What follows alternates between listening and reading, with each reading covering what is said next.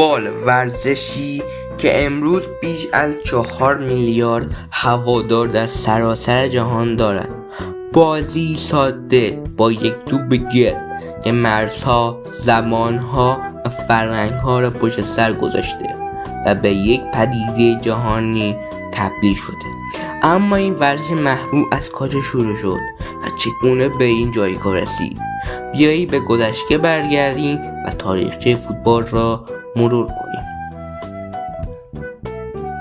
اگرچه فوتبال مدرن در انگلستان متولد شد، اما ربط پای بازی‌های شبیه آن را می‌توان هزاران سال قبل پیدا کرد.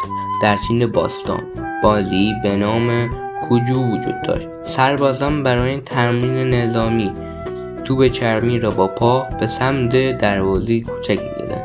در یونان و روم باستان هم بازی‌هایی مثل هارپاستوم انجام می‌شد که با توپ و پا سر و کار داشت. حتی در آمریکای مرکزی مایه‌ها، بازدک‌ها مسابقاتی با توپ داشتند که جنبه آیینی پیدا کرد. اینها همه نشان می‌دهند انسان‌ها از دیرباز به دنبال سرگرمی با توپ بودند. اما فوتبال به شکل سازمان یافته‌اش هنوز راه زیادی در پیش داشت. در قرون وسطایی در اروپا بازی‌های خشن بیگانه‌ای با توپ انجام می‌شد که بیشتر شبیه زد و خوردهای خیابانی بودند. اما در قرن 19 انگلستان به تدریج این بازی‌ها را قانونمند کرد. در سال 1863 نقطه عطف بود. انجمن فوتبال در لندن شکل گرفت و نخستین قوانین رسمی نوشته شد. از اینجا فوتبال مدرن آغاز شد با زمین مستطیلی، توپ استاندارد، دروازه‌ها و قوانینی که امروز هم اساس بازی را تشکیل می‌دهد. فوتبال خیلی زود از مرزهای انگلستان فراتر رفت.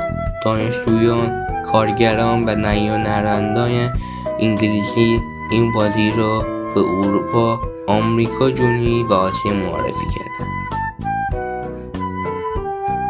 کشورهایی مثل برزیل، آرژانتین و ایتالیا خیلی سریع عاشق این بازی شدند.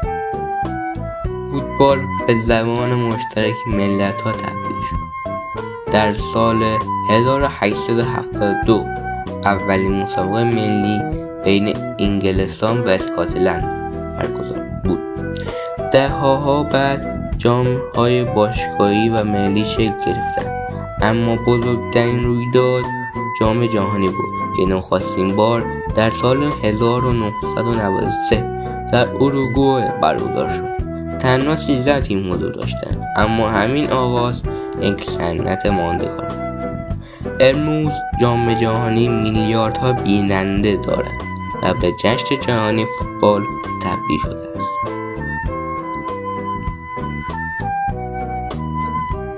امروز فوتبال فقط یک ورزش نیست، یک صنعت عظیم است با باشگاه‌هایی مثل رئال مادرید، بارسلونا، منچستر یونایتد و بایر مونیخ که میلیون‌ها هوادار در سراسر جهان دارند.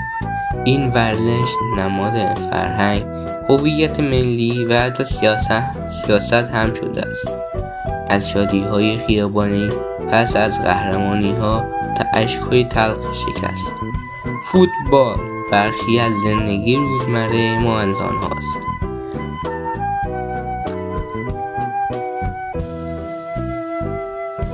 از کوچه‌های خاکی تا استادیوم‌های مدرن، فوتبال مسیر طولانی طی کرده. بازی ساده توانسته بزرگترین نمایش ورزشی جهان شود. شاید راز محبوبیتش در این همین سادگی باشد. فقط یک توپ لازم است و میلیون‌ها رویا که با آن ساخته می‌شوند.